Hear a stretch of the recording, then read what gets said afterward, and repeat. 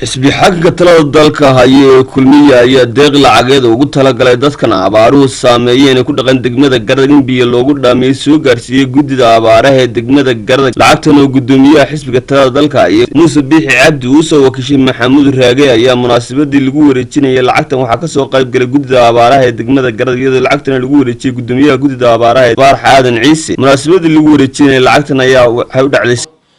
إلهي سبحانه وتعالى وحن كبرينا ونهوص فرنا أوديسه إنه إلهي كقاضي أبارها بأحسن كل عي ذلك المسلمين تاعي ديجان كان دجن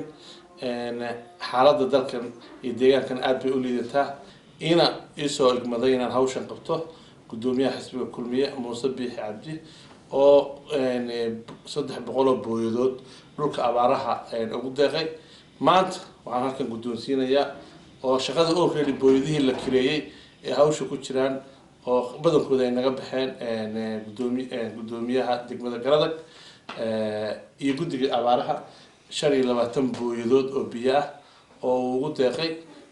gudoomiyaha xisbiga kulmiye Muuse Biixi Cabdi isagoo dadkiisa u naxariisanaya waxaan kaloo halkan gudoonsiinaya baco kuwa dhulka lagu aasaa oo ay gabdho muxsiniin ah oo deegaankan ka soo jeeda magaalada Hargeysa in lacag ururiyeen ay u soo iibiyeen aad iyo aad baan ugu mahad celinaynaa Maxamuud Raage oo ka tirsan xisbiga kulmiye oo soo gaarsiiyay lacagta adarka saan gaaraysa ilaa 25 boqol lagu kareen karo waxa uu soo dhiibay sida uu sheegay gudoomiyaha xisbiga kulmiye mudane Muuse Biixi Cabdi waxa qayb waxay ka tahay 300 بوديد ومرها أي بارو كتيران وطلقلي أنا عادي أد بنوجه ما تعلن لنا إن شاء الله هو نقرسين دون أنا جو بيدام صهرة ونعيبا كي من يجي عنه مقرنا سهرو ودني وركا أولردي بودي ونسيدرناي تذكر ونكدبتك هنا سيدتن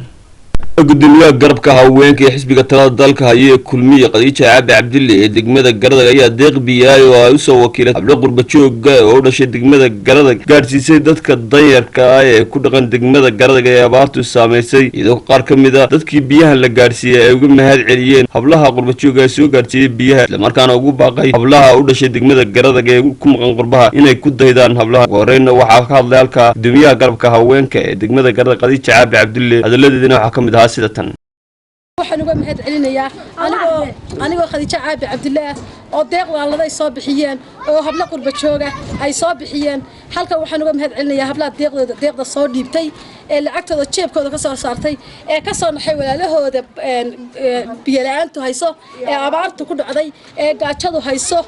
dadkaas ayaa ka soo naxday ayaan ilaahay uga rajaynayaa ilmaha yar ee inaan ka xanuunsanaya in ilaahay uu caafiyo oo caafimaad sare aan ilaahay u siiyo oo hadduu madaxa ka jiray hadduu mijaa ka jiray ilaahay uu ladaysiiyo waxaan leeyahay hablaha qurba joogta ee heer Garadagh ama nin ha ahaado ama gabdha ha ahaadeen waxaan leeyahay walaalihiin maanta waxay u baahanayaan waa biyo waxa haya waa